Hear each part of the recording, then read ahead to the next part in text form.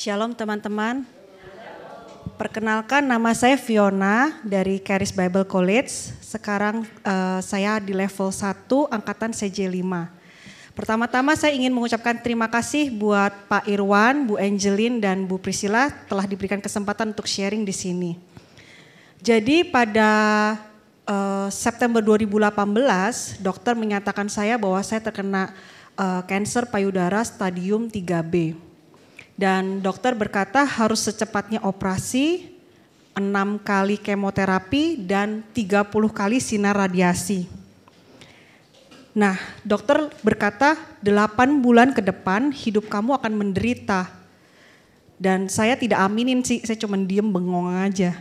Kemudian saya tahu kenapa saya terkena kanker. Jadi saya tahu kanker ini bukan dari Tuhan, tetapi kesalahan dan kebodohan saya sendiri yang memendam amarah dan keluar dari perlindungan Tuhan.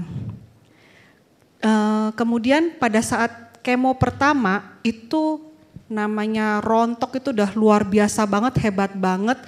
Dan biasanya kalau orang tuh akan pergi ke salon atau barbershop tuh digundulin karena stres banget liatin rontok yang hebat itu. Tapi luar biasanya tuh buat saya ketika saya melihat rontok itu tuh malah jadi booster iman saya. Saya berkata seperti ini, saya mau menikmati firman yang Tuhan bilang di Lukas 12 ayat 28. Jika rumput di ladang yang hari ini ada dan besok dibuang ke dalam api, demikian didandani Allah, begitu juga aku yang dikasihi oleh Tuhan. Aku mau nikmatin ini sambil aku ngebayangin Tuhan tuh lagi ngitungin rambutku yang rontok. Jadi sambil aku ngebayangin itu ya, karena kan Matius 10:30 bilang kan, Tuhan tahu rambut di kepalaku terhitung semuanya. Jadi sambil aku bayangin, terus aku yang bayangin adalah wah asik nih ya, Tuhan bakal gantiin aku yang lebih bagus lagi. Lebih hitam, lebih cakep, pokoknya lebih bagus. Dan dahsyatnya Tuhan kita ya, benar-benar luar biasa. Rambut model yang kayak Halle Berry yang impian saya waktu dari muda, itu benar-benar terwujud.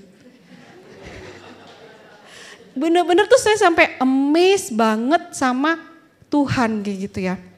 Terus pada saat di kemo ke-6, biasa kan kalau habis kemo tuh bangun pasti lemes banget ya. Nah, dahsyatnya nih pas lagi habis kemo ke-6, malamnya saya tuh lagi ngebayangin Mazmur 91 ayat 4. Di bawah sayapnya aku berlindung. Jadi tuh aku ngebayangin berimajinasi aku lagi di bawah keteknya Tuhan gitu ya, dikekap. Terus aku bayangin, terus aku sambil tidur beristirahat. Dan luar biasanya waktu pagi-pagi aku bangun ya, badan aku tuh bener-bener seger banget, bener-bener sehat banget. Gak ada itu yang namanya lemes-lemes. Luar biasa banget ya, berarti firmannya tuh hidup. Nah terus udah gitu sinar radiasi ya yang aku bilang tadi 30 kali. Jadi selama ini dari awal aku tuh gak pernah nge-google cari-cari. Kalau kanker tuh alamin apa ini tuh sama sekali gak pernah satu kali pun aku google. Dan pada saat lagi sinar radiasi itu Roh Kudus tuh bilang sama saya, kamu doa minta seperti yang Abednego yang keluar dari perapian, kamu tidak hangus. Nah saya minta itu, saya perkatakan itu dan benar-benar pada saat saya ke dokter, dokternya bilang, wah kamu tuh hebat banget ya, kok bisa kulit kamu kok nggak bonyok, nggak berair, kok nggak kenapa-kenapa, luar biasa banget kamu peliharanya. Dalam hati saya, bukan saya yang hebat, Tuhan saya yang hebat. Karena pada saat lagi sinar radiasi yang saya bayangin, yang saya imajinasiin tuh ya bukan saya yang disinar, tapi Tuhan Yesus yang disinar radiasi itu. Nah jadi ya teman-teman, kalau dalam lembah kekelaman jadilah tenang supaya kamu dapat berdoa. Seperti 1 Petrus 4 ayat 7 katakan, kenapa? Karena berdoa itu kita tuh komunikasi antara dua orang, antara saya dan Tuhan. Dan melalui Roh Kudus saya tuh dituntun satu step by step jalan keluar dari masalah kanker saya sampai saya sembuh. Seperti itu. Nah dan luar biasanya lagi kalau orang dunia nih Kalau sakit keras biasa akan kehilangan uang, kehilangan aset, jual rumah segala macam. Justru saya tuh beda banget, malah dapat rumah baru, yaitu Tuhan bilang rumah pemulihan. Nah, sudah sembuh nih ya, udah lewatin semua terapi gitu. Namanya orang cancer kan takutnya apa? Takut kambuh, ya kan? Jadi sehari-hari tuh pikirannya tuh galau, takut mati. Pokoknya jiwanya tuh bener-bener gak ada damai sejahtera, gak ada sejahteranya. Puji Tuhan pada awal 2021 Kak Eva dari CJ4 tuh memperkenalkan kami Charis. Nah waktu saya dengerin pengajarannya, wah saya langsung tertarik banget karena apa yang diajarkan oleh Charis tuh bener-bener praktikal. Bener-bener menghidupkan firman-firman Tuhan. Ini yang saya suka banget, jadi gak kebanyakan teori gitu intinya. Nah, saya tanya sama Tuhan, Tuhan saya masuk gak ke sekolah Charis? Tuhan bilang, kamu masuk. Nah, sejak saya orientasi sampai saya ikut pelajaran-pelajaran setiap topik, ada satu rema yang begitu kuat di dalam hati saya, yaitu Roma 12 ayat 2. Janganlah kamu menjadi serupa dengan dunia ini, tetapi berubahlah oleh pembaruan budimu. Kenapa seperti itu? Kenapa pembaruan budimu? Karena sebenarnya semuanya sudah disediakan oleh Tuhan Yesus. Keselamatan, kesembuhan, kesehatan ilahi, kemakmuran, kebahagiaan, itu semua sudah disediakan anugerahnya. Tinggal bagaimana kita mau sepakat dengan firman-Nya, kita mau imanin, kita ambil dengan iman, sepakat dengan apa kata Tuhan, dan memanifestasikannya ke dunia fisik. Nah, kemudian pada saat belajar healing oleh Barry Bennett, hal yang paling penting di dalam kehidupan ini adalah kita harus aktif, tidak boleh pasif. Jadi, jika ada gunung masalah, perkatakan pada gunung masalahmu. Bukannya merengek-rengek nangis, minta Tuhan tolong sembuhkan, tolong aku mau mati nih, sembuhkan. Bukan, tapi perkatakan pada gunung masalahmu. Nah pada saat itu aku bilang begini, setiap tanaman yang tidak ditanam oleh Bapakku yang di surga tercabut sampai akar-akarnya. Matius 15 ayat 13, aku bilang dong, hei kamu cancer, kamu tuh gak ditanam oleh Bapakku di surga. Kamu harus keluar dari tubuhku tuh bait Allah. Sekarang juga kamu keluar. Saya perkatakan seperti itu. Dan cancer kamu mati kering. Karena seperti 1 Petrus 2 ayat 24 katakan, oleh bilur-bilurnya aku sudah sembuh. Berdiri teguh pada firman Tuhan. Nah, dan kita juga harus perhatikan bahwa apapun yang perkatakan apa yang mau kita lihat, hidup dan mati dikuasai oleh lidah. Amsal 18 ayat 21. Dan Tuhan memberikan saya ayat kesembuhan, yaitu aku takkan mati tetapi hidup dan menceritakan tentang perbuatan-perbuatannya. Mazmur 118 ayat 17. Benar kan? Sekarang saya lagi ngapain? Saya lagi menceritakan perbuatan-perbuatannya. Sungguh firman ini hidup lagi.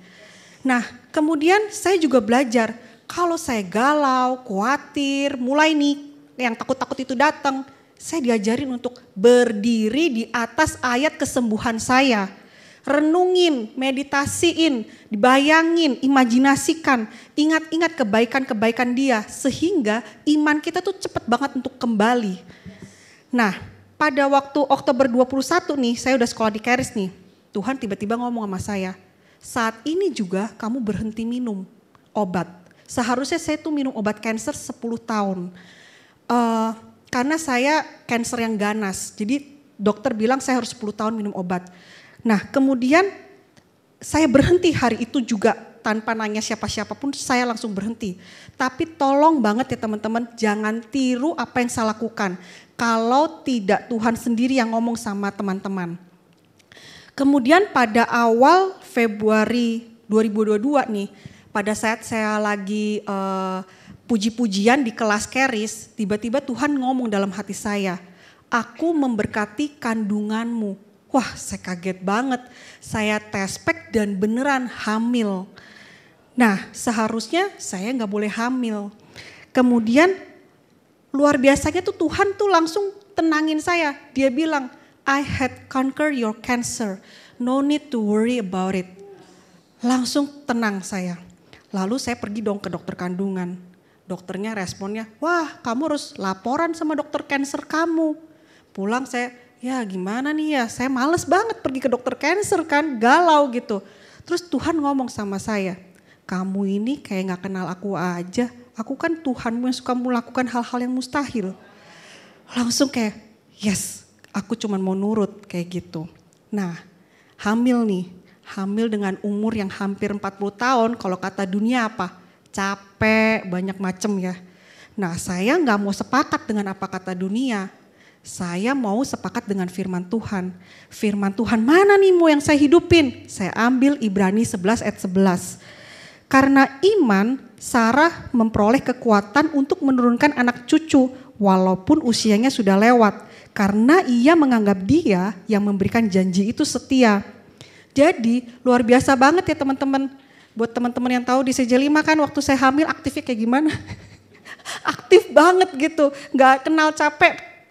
Karena firman Ibrani 11 ayat 11 itu hidup gitu ya. Dan akhirnya September tahun lalu 2022 Baby Juan lahir normal. Dan arti dari Juan adalah hadiah dari Tuhan. Dan itu Tuhan sendiri yang kasih namanya. Benar-benar luar biasa banget. Jadi teman-teman ya, perkataan Tuhan itu jauh lebih tinggi dibandingkan dengan perkataan dunia maupun kata dokter. Fakta harus tunduk pada kebenaran-kebenarannya. Jadi kalau kita sudah tahu kebenaran-kebenaran Tuhan, kebenaran-kebenaran ini akan memerdekakan kita. Yohanes 8 ayat 32 katakan. Dan setelah saya cerita sekarang ya, sekarang saya tahu bahwa Allah turut bekerja dalam segala sesuatu untuk mendatangkan kebaikan. Roma 8 ayat 28. Walaupun ya teman-teman, kita itu jatuh karena kebodohan dan kesalahan kita sendiri, tapi percaya Tuhan tuh mau dan sanggup pulihkan kita. Saya itu cuma minta apa dari Tuhan? Cuma minta sembuh dari kanker. Tapi apa yang Tuhan berikan ke saya? Bukan hanya kesembuhan, perubahan pola pikir, kemudian pemulihan hati, pemulihan hubungan, bahkan masuk sekolah ke Keris, ketemu teman-teman, ketemu mentor, ketemu teman-teman yang luar biasa, yang sefrekuensi dengan saya, yang luar biasa di dalam Tuhan. Terus kemudian saya tadi cerita diberikan rumah, bahkan diberikan keturunan ilahi. Wow banget ya. Jadi teman-teman aku mau berkata, ayo bangkit, semangat. Bangun hubungan intim dengan Tuhan. Kalau gak ngerti gimana caranya ngobrol sama Tuhan, ayo sini masuk Keris. Dan ingat ya, tanam benih. Benih apa yang mau kamu lihat, kamu nikmatin, kamu hidupin, perkatakan, imajinasikan, dan pikirin aja, bayangin itu terus. Jangan pikirin hal-hal yang galau atau drama Korea gitu, gak usah, gak penting. Itu aja sharing aku, terima kasih, Tuhan Yesus memberkati.